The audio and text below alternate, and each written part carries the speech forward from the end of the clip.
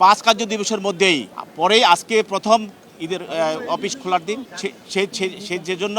আজকে এই মামলার অভিযোগ গঠন করা হয়েছে। আমাদের এই আইনে আছে যে চার্জ গঠন করার পরে প্রতিদিনই সাক্ষী নেওয়া যাবে এবং সেভাবে সাক্ষী প্রতিদিন নেওয়া হবে। আমরা প্রসিকিউশন পক্ষে আমরা চেষ্টা করব প্রতিদিন সাক্ষী নেওয়া এবং প্রতিদিন সাক্ষী নেওয়াই হবে। আসামিরা বিভিন্ন সময় বিভিন্ন ধরনের কথা বলে। আপনারা জানেন যে ডিজিজড রামিশা আক্তার যাকে দর্শন করে হত্যা করা হয়েছে, এটা আজকে একটা আলোচিত মামলা বাংলাদেশে এবং সেই মামলায় দেশবাসী এবং সরকারের পক্ষ থেকে যতটুকু আমরা চেষ্টা করছে যে এই বিষয়টার উপরে গুরুত্ব দেওয়া হয়েছে এবং খুব স্বল্প সময়ের মধ্যে যেন একটা ন্যায় বিচার প্রতিষ্ঠিত হয় এবং যিনি রামিশা আক্তারের বাবা যিনি মামলা দায়ের করেছেন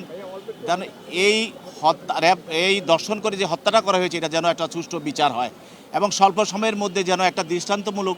একটা বিচার হয়, যেন বাংলাদেশে এই ধরনের ঘটনা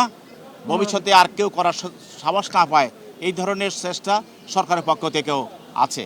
আপনারা জানেন ইতিমধ্যে 5 কার্য দিবসের মধ্যেই এই মামলার চার্জশিট দাখিল করা হয়েছে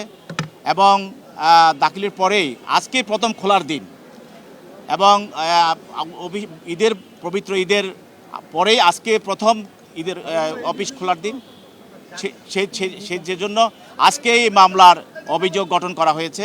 এবং অভিযোগের মধ্যে যেখানে আমাদের প্রসিকিউশন পক্ষ থেকে উত্থাপন করা হয়েছে যে রামিশাকে কিভাবে রেপ করা হয়েছে এবং রেপ করার পরে তাকে কীভাবে হত্যা করা হয়েছে এবং কিভাবে তার শরীরগুলো কেটে বিচ্ছিন্ন করা হয়েছে এবং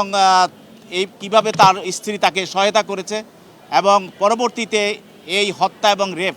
এটাকে মুছে ফেলার জন্য এবং এটাকে গোপন করার জন্য সে কী ধরনের ব্যবস্থা গ্রহণ করেছে এবং সেটাও এই মামলায় আমরা উপস্থাপন করেছি এবং সেই জন্য তাদের বিরুদ্ধে আমাদের নারী শিশু নির্যাতন দমন আইনের 9(2) এবং 30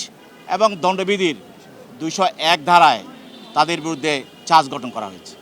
এবং আগামীকাল সাক্ষীর জন্য আছে এবং আমাদের এই আইনে আছে যে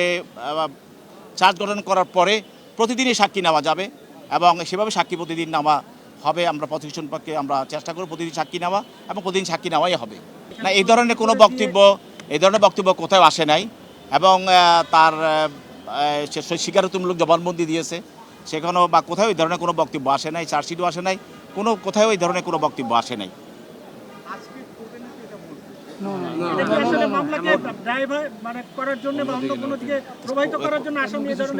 আসামিরা বিভিন্ন সময় বিভিন্ন ধরনের কথা বলে